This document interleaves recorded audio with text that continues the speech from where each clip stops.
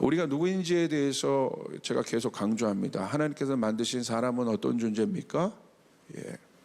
함께하는 존재라고 말씀드렸습니다. 홀로 있을 수 없는 존재다. 함께하는 존재, 공동체를 이루는 존재. 그러니까 사람이 꼭 공동체입니다. 그리고 여러분 사회학적으로도 사람을 정의할 때 사람이 사회적 동물이라고 얘기하잖아요. 이거는 뭐 부인할 수 없는 거죠. 그렇기 때문에 인간이 어떤 존재냐? 함께하는 존재다. 이것에 대한 명확한 어떤 그 말씀이 로마서 12장 5절의 말씀입니다. 요즘 제가 계속 강조하고 있는 본문이죠. 한번 제가 읽겠습니다. 이와 같이 우리 많은 사람이 그리스도 안에서 한 몸 되어 서로 지체가 되었느니라. 나는 어디에 있습니까? 그리스도의 몸 안에 있다는 거예요. 그러니까 나는 지체인데 나는 어디에 있습니까? 그냥 따로 떨어져 있는 지체가 아니라 그리스도의 몸 안에 있는 지체다. 그리스도의 몸은 어떻게 구성되어 있습니까? 여러 지체들이 함께 모여 구성이 되어 있는 거예요. 그러므로 성경에서 말하는 나의 위치, 오늘 나의 위치가 어디인가를 여러분 알아야 돼요. 오늘 나의 위치를 알기 위해서 우리는 어디로 무엇을 봐야 합니까? 그리스도의 몸을 보라고 성경은 기록되어 있습니다. 말씀하고 있어요. 영어로 보니까 아주 더 구체적으로 나와 있습니다. 한 몸을 이룬 각 지체의 역할과 기능이 다르다고 얘기해요. 한 몸을 이뤘는데 우리가 한 몸인데 각 지체가 연결되어 있잖아요. 그런데 이 지체, 그 몸 안에 그 몸을 볼 때 그 지체가 비로소 나의 역할이 무엇인지를 발견하게 되는데 영어로 이렇게 되어 있습니다. These members do not or have the same function. 우리가 다 다른 사람이, 다 다른 역할을 가진 사람이 조화롭게 한 몸을 이루는 것. 이게 바로 공동체입니다. 그러므로 성경은 나와 공동체를 절대 떨어져 말하고 있지 않다는 거예요. 떨어질 수 없는 관계라는 거예요.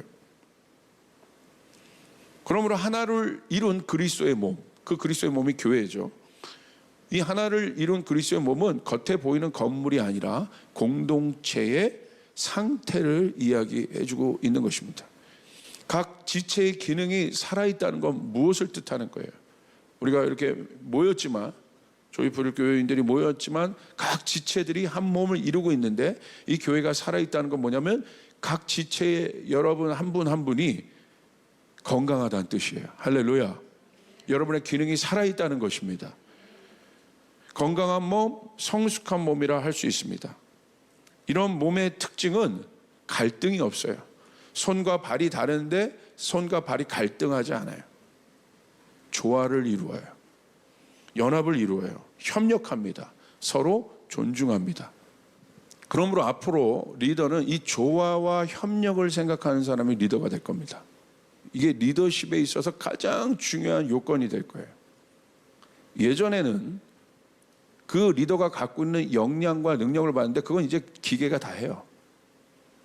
계산, 기계가 다 해요. 이제 앞으로 기계가 할 수 없는 건 뭐예요? 조화를 이루는 것, 협력하는 것, 몸을 이루는 것. 이건 기계가 못해요. 두 가지 종류의 사람이 있어요. 첫 번째, 나만 보는 사람. 이 사람의 시각은 좁습니다. 나 위에 공동체의 갈등과 문제에 전혀 관심이 없어요. 두 번째, 나와 공동체를 보는 사람이 있습니다. 이 사람의 시각은 넓습니다. 이해력이 있습니다. 나도 보지만 나와 공동체를 함께 봐요. 협력의 마음이 있습니다. 나와 공동체를 구분하지 않기 때문에 공동체의 일이 나의 일입니다. 여러분 생각할 때 두 종류의 사람이 있다고 한다면 누가 리더겠습니까? 누가 리더가 되어야겠습니까? 어떤 사람이 리더겠습니까? 나만 보는 사람, 나와 공동체를 보는 사람. 근데 세상은 나만 보는 사람이어도 힘만 갖고 있으면 그 사람 리더라고 얘기해. 그러지 않는다는 거. 앞으로는 나만 보는 사람의 시각이 왜 리더의 자질에서 위험한지를 알아야 합니다. 나만 보는 사람의 관심은 어디에 있을까요? 자기에게 있어요. 자기. 모든 것을 자기 중심으로 돌아가게 하려고 하는 사람을 말해요. 그렇기 때문에 이런 사람들의 특징은 굉장히 권력 중심형 사람들이에요. 이 사람에게 있어서 중요한 것은 자기 욕망을 실현시키는 거예요. 근데 여러분, 이게 정리가 되셔야 돼요. 어떤 정리가 되셔야 되냐면, 자기 욕망과 비전은 다릅니다. 이 모든 것들을 이루기 위해서는 힘이 필요해요. 근데 그것이 우리는 권력이 아니라, 우리는 권력의 관점이 아니라 질서의 관점이죠. 자기 욕망은 자기가 만들어낸 거예요. 그렇기 때문에 이 사람은 권력에 관심이 있어요. 그런데 비전은 위로부터 온 것이에요. 할렐루야. 그렇기 때문에 이 비전 공동체에게 중요한 건 권력이 아니라 질서입니다. 여러분, 그 대표적인 사람이 누구냐면 사울입니다. 그가 얼마나 자기 중심적 사람이었고, 그가 결국 이끈 이스라엘이라는 배는 파산됩니다. 그가 얼마나 자기 중심적인 사람이었는지 잘 아는 사건이 바로 누굽니까? 다윗의 등장이에요. 다윗이 백성들로부터 칭송을 받을 때 사울이 느낀 것은 자신에게 있었던 권력과 힘이 분산되었다고 느끼는 거예요. 그 사건을 통해 본인의 자리가 위협받고 있다고 생각한 겁니다. 그 후에 사울이 한 일은 자신의 권력으로 다윗을 제거하는 일이었습니다. 뭐가 문제입니까? 사울의 문제는 왕의 신분, 왕은 뭐예요? 이스라엘 백성 전체를 대표하는 사람이란 말이에요. 지금 왕의 신분임에도 불구하고 공동체 속에서 자기를 인식하지 않은 거예요. 외딴 섬인 거예요. 다윗도 누굽니까? 이스라엘의 백성이에요. 사울이 대표로 하는 공동체의 일원이에요. 근데 그 일원을 뭘로 여겨요? 적으로 여기는 거예요. 그런 사고가 어디로부터 나왔을까? 적을 적으로 여기는 건 상관없는데 자기 공동체 일원을 적으로 여기는 그 사고가 어디에서 나왔을까? 그게 바로 철저하게 자기 중심형 사람이라는 것을 보여주는 거예요. 그러니까 그것이 위협받고 있을 때 뭘로 여겨요? 아들도 뭘로 여겨요? 적으로 보는 거예요.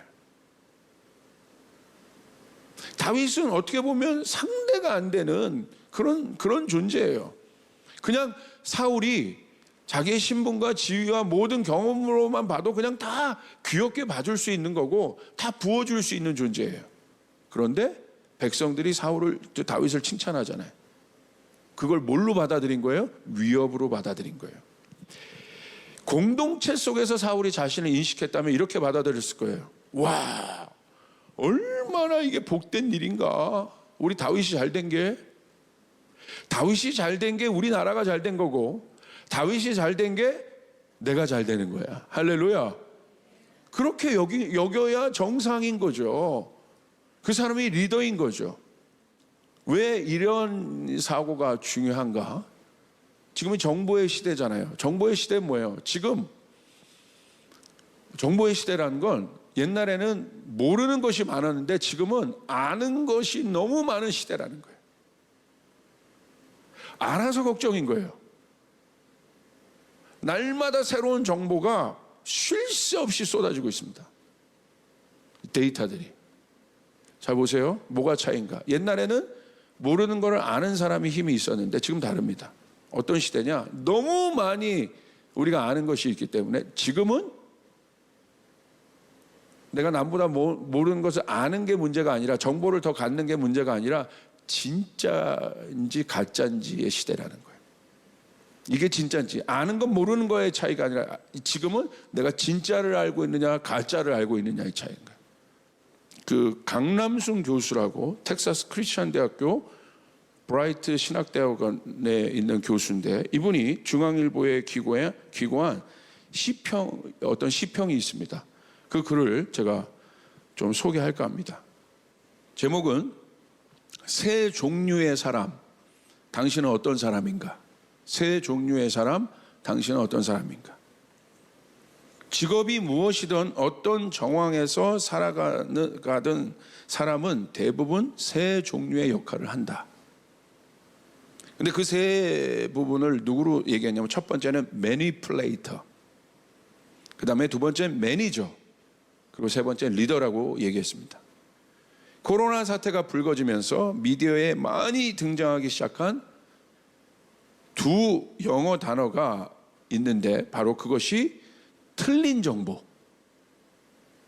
영어로 보니까 이게 misinformation, 틀린 정보. 또 하나는 허위 정보, disinformation입니다. 말 그대로 정보가 엄청 많잖아요. 정보가 없는 게 아니라 너무 많아요. 그런데 틀린 정보는 어떤 정보예요? 말 그대로 잘못된 정보예요. 그러나 허위 정보는 뭐가 다르냐면 의도적으로 사실과 진실을 왜곡시킨 정보예요. 틀린 정보는 잘못된 정보고 허위 정보는 일부러 왜곡시킨 정보라는 거예요. disinformation, misinformation. 이게 다르죠. 이 둘은 별 차이가 없는 것 같다고 얘기해요. 그러나 그 의도와 결과에 있어서는 매우 다르다는 거예요. 예를 들었습니다. 어느 회사에 9시에 중요한 회의가 있다는 거예요. 아주 중요한 회의예요. 그런데 내가 그 9시에 중요한 회의를 내가 10시로 착각을 했어요. 누가 물어봤어요. 내 동료가. 그래서 내가 뭐라고 얘기해줘요? 10시야. 언제 회의야? 10시야. 10시라고 어떻게 했습니까? 잘못 알려줬습니다. 그러니까 그 사람은 9시에 모여야 되는데 10시에 왔을 거 아니에요? 내가 준 틀린 정보 때문에 그 사람은 중요한 회의에 참석 못하는 아주 불이익을 얻었어요. 자, 두 종류의 사람으로 나눕니다.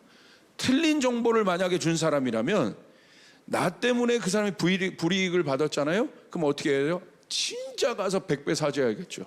미안하다, 잘못했다. 나도 착각했어. 나도 몰랐어.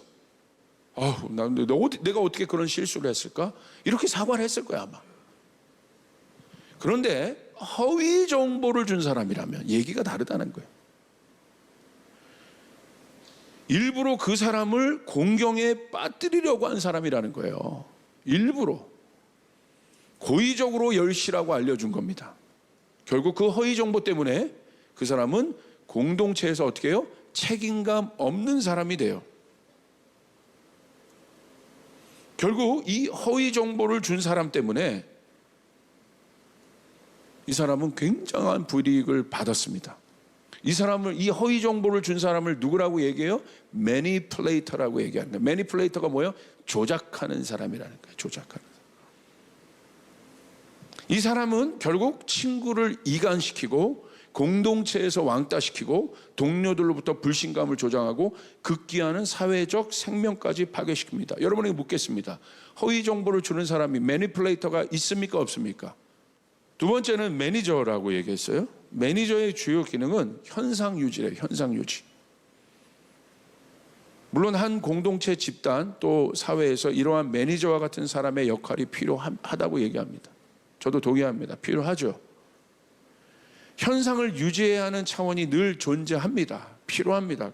그러나 이렇게 매니저의 역할만 하는 이들만 있다면 문제가 된다는 거예요. 이 사회가, 이 세상이. 현실에는 여러 가지 문제가 있기에 현상 유지만이 아니라 뭐가 필요합니까? 변혁이 필요할 때가 있습니다. 그러나 하나님이 하시는 어떤 일들에 대해서 그것이 교회의 잘못된 전통이나 내가 갖고 있는 고집이나 내가 갖고 있는 잘못된 경험으로 인해서 새로운 하나님께서 하신 일들을 막는다면 어떤 일이 일어나겠습니까? 오늘 베드로가 왜 위대한 사람이었겠습니까? 그에게 현상 유지하려고 하는 마음이 있었으나 그는 성령 충만한 사람이었어요. 할렐루야. 주님이 인도하시는 대로, 성령께서 인도하시는 대로 따라갔기 때문에 여러분 이방 선교의 문이 결국 열릴 수 있었다는 것, 변혁이 일어날 수 있었다는 것, 복음이 전해질 수 있었다는 것. 이 한 사회에 이런 매니플레이터나 매니저만 존재하게 된다면 여러 가지 점에서 퇴보하게 되는 것이죠.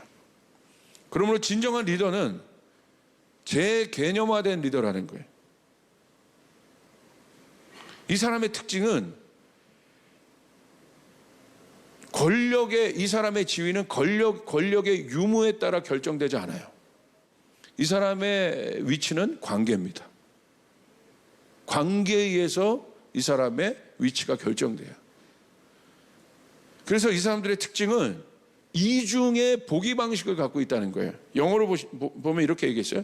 Double mode of seeing이라는 거예요. 이중 보기 방식.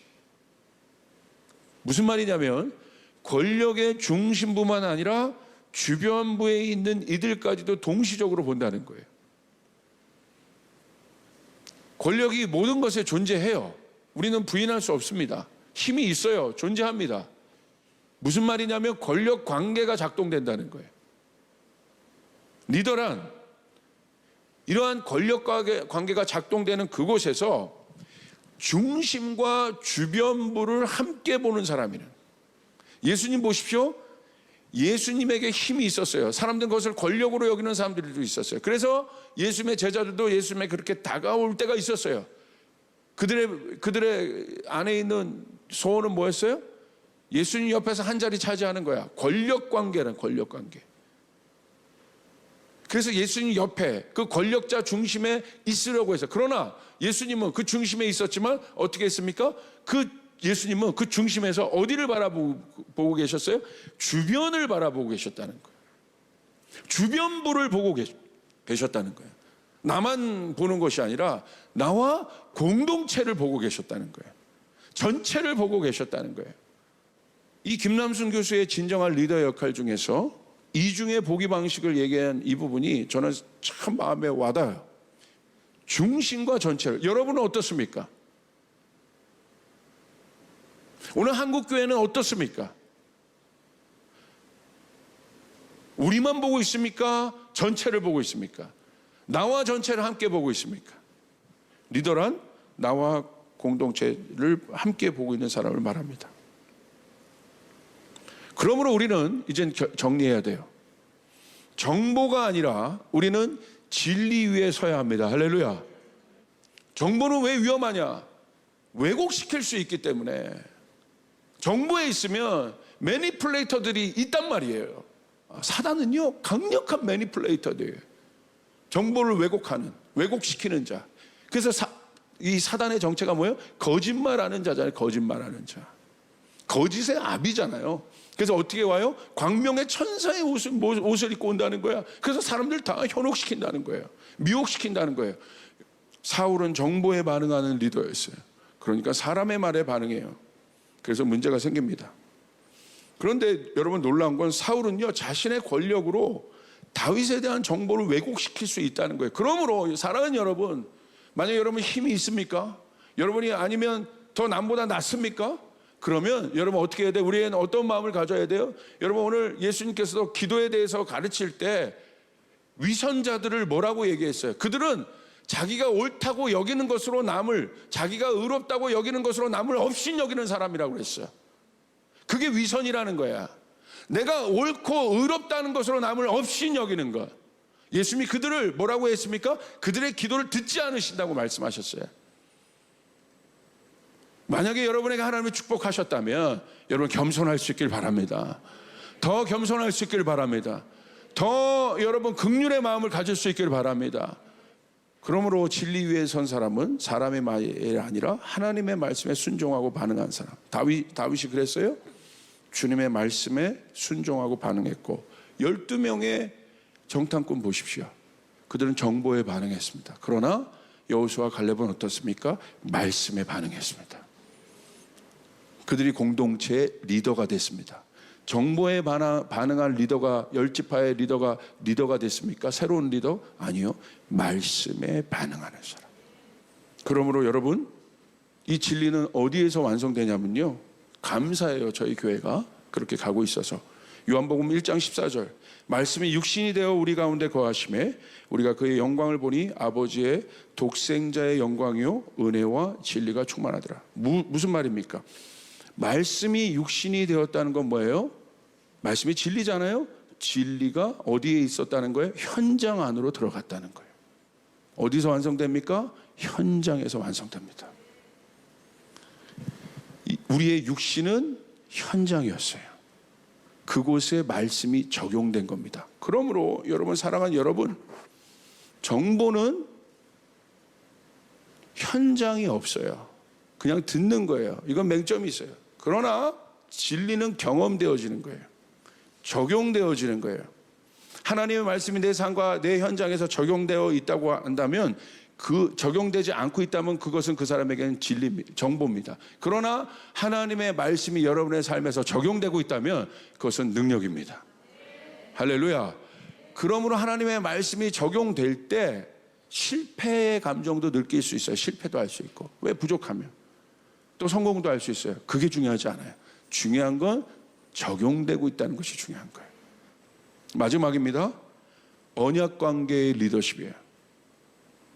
나와 공동체를 생각할 때 떨어질 수 없습니다. 나와 공동체는 뭐예요? 어느 측면에서 생각해야 돼요? 리더는 언약 관계 안에서. 나와 하나님은 어느 측면에서 생각해야 돼요? 언약 관계 안에서. 예수님이 이 땅에 우리들을 공동체로 받아들이시면서 그 공동체 안으로 들어오셨어요. 예수님 어떻게 하셨습니까? 언약 관계를 보여주셨어요. 언약 관계는 뭐예요? 변치 않는 거예요.